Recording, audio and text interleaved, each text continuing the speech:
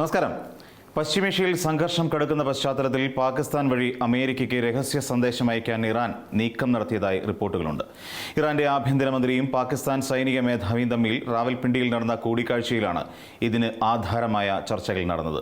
നേരിട്ടുള്ള ആശയവിനിമയം പ്രയാസകരമായ സാഹചര്യത്തിൽ സമാധാന ചർച്ചകൾക്കായി പാകിസ്ഥാനെ ഒരു മധ്യസ്ഥനായി ഉപയോഗിക്കാനാണ് ഇറാൻ ലക്ഷ്യമിടുന്നത് എന്നാണ് വിവരം.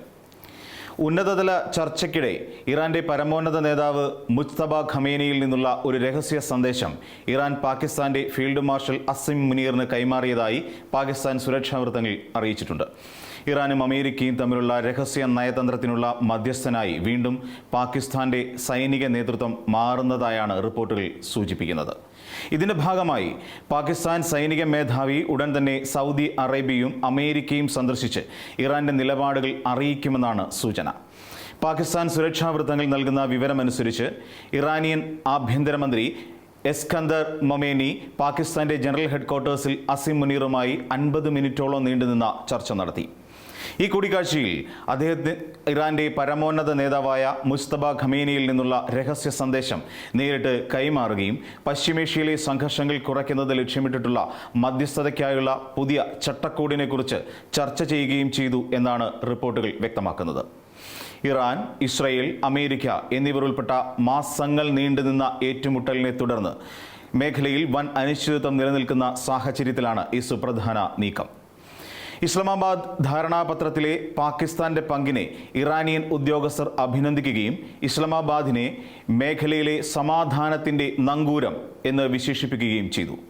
ധാരണയുടെ വിശദാംശങ്ങൾ വെളിപ്പെടുത്തിയിട്ടില്ലെങ്കിലും പശ്ചിമേഷ്യയിലുടനീളമുള്ള സംഘർഷങ്ങൾ കുറയ്ക്കാൻ സഹായിക്കുന്ന ഘടനാപരമായ മധ്യസ്ഥ പ്രക്രിയ രൂപീകരിക്കുന്നതിനാണ് കൂടിക്കാഴ്ച ശ്രദ്ധ കേന്ദ്രീകരിച്ചത്. പ്രാദേശിക നയതന്ത്രത്തിന് പുറമെ ഉഭയകക്ഷി സുരക്ഷാ സഹകരണം, പ്രത്യേകിച്ച് പാകിസ്ഥാൻ ഇറാൻ അതിർത്തിയിലെ ഫലപ്രദമായ അതിർത്തി സംരക്ഷണം എന്നിവയും ഇരുപക്ഷവും ചർച്ച ചെയ്തു. പശ്ചിമേഷ്യയിൽ തുടരുന്ന സംഘർഷങ്ങൾക്കിടയിൽ ഒരു സത്യസന്ധനായ മധ്യസ്ഥനായി പ്രവർത്തിക്കാനുള്ള തങ്ങളുടെ സന്നദ്ധത പാകിസ്ഥാൻ ആവർത്തിച്ചു. വരും ദിവസങ്ങളിൽ field marshal Asim Munir Iranian നേതൃത്വത്തിന്റെ സന്ദേശം അമേരിക്കയുമായി ചർച്ച ചെയ്യുമെന്ന് സുരക്ഷാ വൃത്തങ്ങൾ അവകാശപ്പെടുന്നു. യുഎസും ഇറാനും തമ്മിലുള്ള ചർച്ചകളെ പ്രോത്സാഹിപ്പിക്കുന്നതിനുള്ള വിപുലമായ നയതന്ത്ര ശ്രമങ്ങളുടെ ഭാഗമായി അദ്ദേഹം സൗദി അറേബ്യയും അമേരിക്കയും സന്ദർശിക്കാനും സാധ്യത നിലവിലുണ്ട്. നിലവിലുള്ള ഈ സാഹചര്യങ്ങൾ പരിശോധിക്കുമ്പോൾ ഇത്തരത്തിലുള്ള സമാധാന ശ്രമങ്ങൾക്ക് ചില കാരണങ്ങൾ നമുക്ക് ചൂണ്ടിക്കാട്ടാൻ കഴിയും. പശ്ചിമേഷ്യയിലെ സംഘർഷം കഴിഞ്ഞ മാസങ്ങളായി വലിയ തോതിൽ വർദ്ധിച്ചിട്ടുണ്ട്. ഇറാനും ഇസ്രായേലും തമ്മിലുള്ള സൈനിക ഏറ്റുമുട്ടലുകൾ, അമേരിക്കയുടെ സൈനിക സാന്നിധ്യം, മേഖലയിൽ പ്രവർത്തിക്കുന്ന വിവിധ സായുധ ഗ്രൂപ്പുകളുടെ ആക്രമണങ്ങൾ എന്നിവ സ്ഥിതിഗതികൾ കൂടുതൽ സങ്കീർണമാക്കി. ഹോർമുസ് കടലിടുക്ക് ലോകത്തിലെ ഏറ്റവും പ്രധാനപ്പെട്ട എണ്ണ ഗതാഗത പാതകളിൽ ഒന്നാണ്. ലോകത്ത് കടൽ മാർഗം കയറ്റുമതി ചെയ്യുന്ന ക്രൂഡ് ഓയിലിന്റെ വലിയൊരു വിഹിതം ഈ കടലിടിൽ കൂടെയാണ് കടന്നു പോകുന്നത്. ഇവിടെ ചെറിയൊരു സംഘർഷം പോലും ആഗോള എണ്ണവില ഉയരാനും സാമ്പത്തിക അസ്ഥിരതയ്ക്കും കാരണമാകും. ഇന്ത്യ ഉൾപ്പെടെയുള്ള എണ്ണ ഇറക്കുമതി രാജ്യങ്ങൾക്കും ഇത് വലിയ ആശങ്കയാണ് സൃഷ്ടിക്കുന്നത്.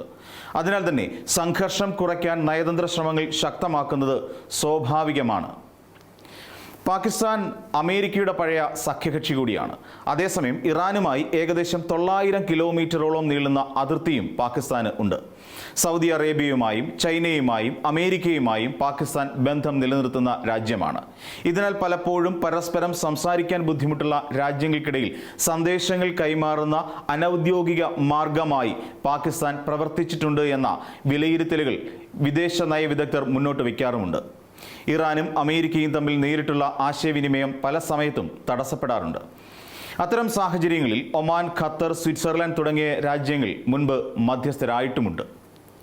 അതേസമയം അയൽ രാജ്യങ്ങൾക്കിടയിൽ സമാധാനത്തിന് ശ്രമിക്കുമ്പോഴും സ്വന്തം രാജ്യത്തിനകത്ത് വർദ്ധിച്ചു വരുന്ന തീവ്രവാദ ആക്രമണങ്ങൾ പാകിസ്ഥാനെ വലിയ രീതിയിൽ പ്രതിസന്ധിയിൽ ആക്കുന്നുണ്ട്. അന്താരാഷ്ട്ര തലത്തിൽ നയതന്ത്രപരമായ സ്വാധീനം വർദ്ധിപ്പിക്കാൻ ശ്രമിക്കുമ്പോഴും പാകിസ്ഥാനിലെ ആഭ്യന്തര സുരക്ഷയും സാമ്പത്തിക വെല്ലുവിളികളും പ്രധാന ചർച്ചാ വിഷയമായി തുടരുകയും ചെയ്യുന്നു. അതുകൊണ്ട് തന്നെ ഇറാൻ അമേരിക്ക വിഷയത്തിൽ ഇടനിലക്കാരൻ്റെ വേഷം അണിഞ്ഞുകൊണ്ട് സാമ്പത്തിക നേട്ടം ഉണ്ടാക്കുകയാണ് പാകിസ്ഥാന്റെ ലക്ഷ്യം. അമേരിക്കയിൽ നിന്ന് സാമ്പത്തിക സഹായങ്ങളും വായ്പകളും സാമ്പത്തികമായി പ്രതിസന്ധി നേരിടുന്ന പാകിസ്ഥാനിലേക്ക് എത്തിക്കുക എന്ന ഗൂഢ ലക്ഷ്യവും ഈ മധ്യസ്ഥ ശ്രമത്തിന് പിന്നിലുള്ളതായി കാണാം. പാകിസ്ഥാനെ ഒരു ഭീകരവാദ രാഷ്ട്രമായിട്ടാണ് വിലയിരുത്തപ്പെടുന്നത്. ഇന്ത്യക്കെതിരെ നടത്തുന്ന ഭീകരാക്രമണങ്ങളും നുഴഞ്ഞുകയറ്റ ശ്രമങ്ങളും കൊണ്ട് നഷ്ടമായ പാകിസ്ഥാന്റെ ആ പ്രതിച്ഛായ ആഗോളതലത്തിൽ വർദ്ധിപ്പിക്കുക എന്ന ലക്ഷ്യവും പാകിസ്ഥാനെ സംബന്ധിച്ചിടത്തോളം പ്രാധാന്യമർഹിക്കുന്ന വിഷയമാണ്. ഇറാനുമായി അതിർത്തി പങ്കിടുന്ന രാജ്യമായതുകൊണ്ട് തന്നെ സുരക്ഷ ഉറപ്പാക്കേണ്ടതും പാകിസ്ഥാന്റെ ആവശ്യങ്ങളിൽ ഉൾപ്പെടുകയും ചെയ്യുന്നു. ഇത്തരം ചില സ്ഥാപിത താൽപ്പര്യങ്ങൾ കൊണ്ടാണ് പാകിസ്ഥാൻ ഇറാൻ അമേരിക്ക യുദ്ധത്തിൽ സമാധാന ശ്രമങ്ങൾക്ക് വേണ്ടി നിലകൊള്ളുന്നതെന്ന് നമുക്ക് നിസ്സംശയം പറയാൻ സാധിക്കും. ചുരുക്കി പറഞ്ഞാൽ, ഇത്തരം സാഹചര്യത്തിൽ അന്താരാഷ്ട്ര വേദിയിൽ ഒരു സമാധാന മധ്യസ്ഥൻ എന്ന പ്രതിച്ഛായ സൃഷ്ടിക്കുന്നത് പാകിസ്ഥാന്റെ നയതന്ത്ര ലക്ഷ്യങ്ങളിൽ ഒന്നാകാമെന്നാണ് ചില വിദേശകാര്യ നിരീക്ഷകർ വിലയിരുത്തുന്നത്.